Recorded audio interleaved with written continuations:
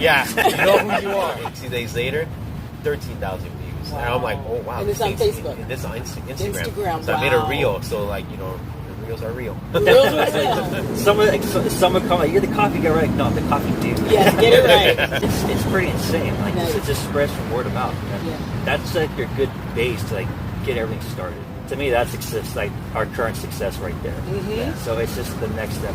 Hello, Merced. We are very excited to be here with Erik and Anthony, owners of the Coffee Dudes Company based in Atwater, California. So today we get to sneak in a little interview before they take over the world with their awesome products. So gentlemen, can you take a moment to introduce yourself? Sure.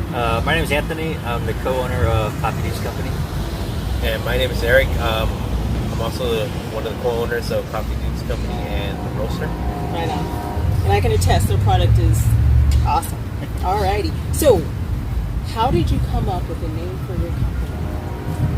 So like with that, like we kind of want to keep it kind of humorous because like as friends, we've been friends since high school, and so like we've always just joked around and be humorous. So, like we kind of want something that's humorous yet us, and so it's like it was just something really simple, also simple too. We're dudes, want stuff simple, so we just also just hit Coffee Dudes, like, oh crap, that's it, Coffee Dudes are there. Coffee Dudes Company, so then that's what we came up with that. Nice. Love the story. Simple. Yeah, because our whole thing is we want to try and keep it like stuff simple. Yes, absolutely. Simple, humorous, and like I said, art kind of humorous. Like you said, we've been friends for 20 years, Wow. almost 20 years. Nice. So yeah, and like we're still friends with our high school friends. We're still all a close group. So it would be like us. So it wouldn't like we were thinking of like, yeah, we should try other names, but it's just nothing fitted more than Coffee. Nice. Good story. Very nice. All right. So, what inspired you to develop your idea? So, well, with that, we were, it was in the middle of COVID. We were both talking, and we had another friend in at the time.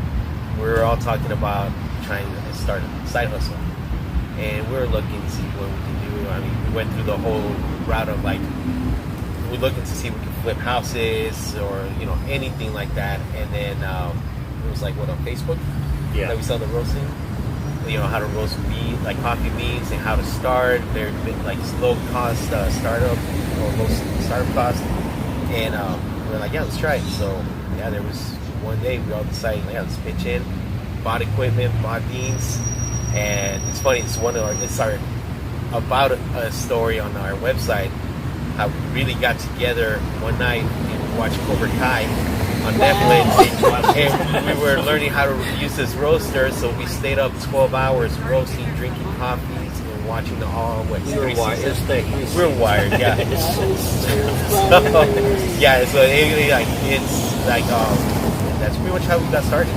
We're trying like 4 different kinds of beans, 3 different kinds of roasts, and watching. Just the entry barrier to get into like the coffee business is not that much. But it's still like a really small quantities that we can make. Like we had a 4-ounce roaster. Yeah. So like trying to roast like one of our bags right now, that would take us like almost an hour or something like that. So yeah, then we just started scaling up there, upgrading more equipment, and yeah, here we are now. Right on. Absolutely. Okay. How have your priorities changed from when you first started? So like when we first started, we were just trying to sell to like friends and family because that's all we do. We were kind of intimidated to try and go out there and venture out, but we knew eventually our eye on the goal was to be like get to events, do vendor fairs, and eventually get to a coffee shop. So after we started selling, to a bunch of our friends and also our workplaces, we started noticing that everyone really likes the coffee. Like not one back complaint. Everyone loves it. Everyone loves the coffee, so like, okay, I think we actually like start scaling this up and getting bigger. So we started looking at events, started getting all the permits and everything for that, and yeah, and then now we see like when we get to the events, like we have repeat customers coming. Like they're like, oh, we saw you last time, we want more coffee. I'm like, get in there. Exactly. Absolutely. So yeah, it's like yes. Right on. Yeah. So when we started, there was no priorities really. Yeah, no priorities. It was kind of like having fun, learning a new skill kind of thing. Yeah. But now we're more focused on what we want. Right on. Well, it's story. Alrighty then.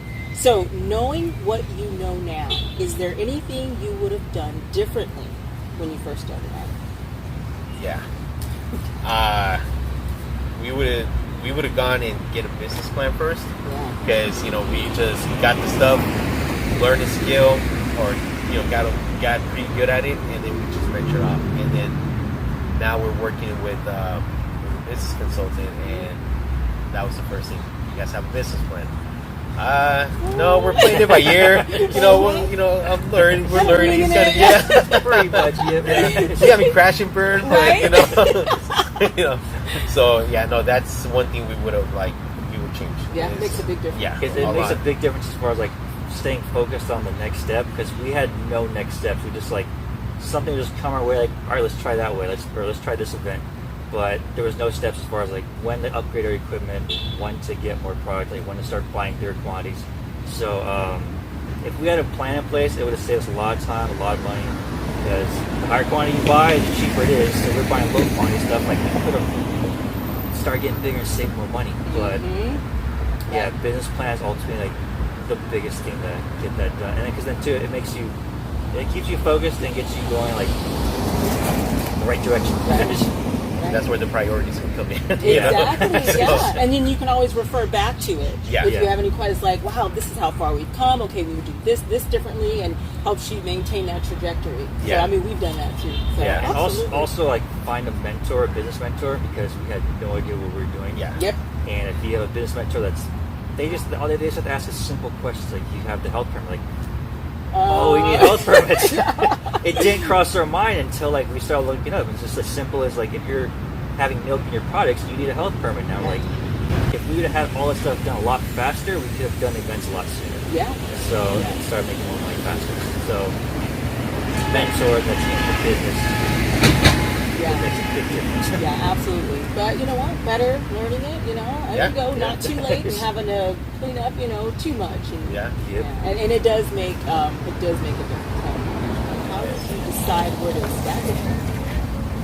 So that one was pretty easy. I mean, I live in Atwater. He lives in Fremont, California, in the Bay Area. Oh wow. Yeah. So Did you have to travel all that way today? Oh, thank you. Well, he came in last night. Yeah, I came in last night, so it's like wasn't that big deal. Okay, thank you. But yeah, I like well, Yeah. So I live in a house, so we have the spot, and it's permitted, so it's just a no-brainer. Yeah. And then he works at Stanford, and he goes to school for nursing, so he's busy, and I work nights, so I have my mornings, my days kind of open, so I'm able to do a lot more here. Very nice. Yeah. Yeah, it's a space. Yeah, that's small amount of stuff that we have. Like, we also ultimately need space. Yeah. So it works out perfect. It's a good start with the events. Everything's close by, so it's a good way to learn everything too. Right. Absolutely. Very good. Okay. What challenges did you have to overcome at the beginning of your journey? For me, it's just like getting the confidence to actually go up to like your friends and family and say, like, try our stuff, because you're always kind of afraid of criticism, and you're not too sure, even though it's good. Like, other people say it's good, like, I still need to get like validation from like, was it good, man? Like, any change, and they're all just like, no, it's perfect. Like, keep going up, and so that starts building confidence. So that was, once we hit, like, I overcame that barrier, then it became a whole lot easier. So I didn't try something. Yeah. So it's a big confidence, especially if it's like the product that you guys are only make yourselves. You take a lot of pride in that, and you want everyone to like it. Real good.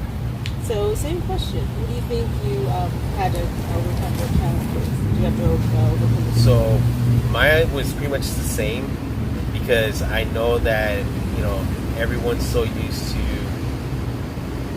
using syrups when they flavor coffees. My thing is that I didn't want to use syrups. I try to stay away from them. So I wanted to, I started doing research on how to flavor coffee differently. So we started looking at spices.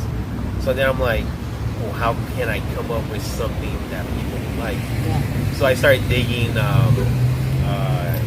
all these like drinks that I grew up drinking as a kid, like, and for like, holidays, and I found one. I'm like, okay, so I just saw the like what kind of stuff they use and how I can use it.